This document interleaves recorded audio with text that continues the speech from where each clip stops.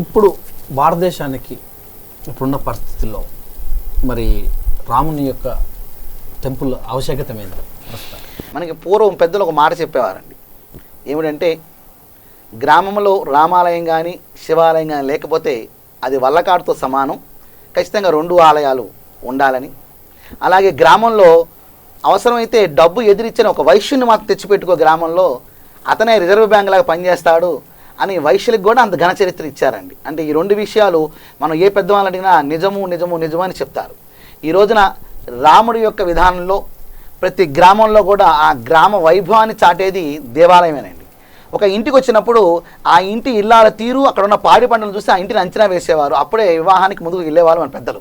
అలాగే ఒక గ్రామానికి వెళ్ళినప్పుడు గ్రామంలో ఉన్న దేవాలయం చూసి ఆ గ్రామాన్ని అంచనా వేసేవారు. అందుకని రాముడి యొక్క ఆలయం అక్కడ ఉన్నట్టయితే కనుక అక్కడ అన్ని రకాల మనస్తత్వ వ్యక్తులు ఉన్నా కూడా కానీ ధర్మపరులైన వ్యక్తులు మాత్రం బతికే ఉన్నారా, ఈ ఊళ్ళో ఉన్నారా అనే సూచన రామాలయం అండి.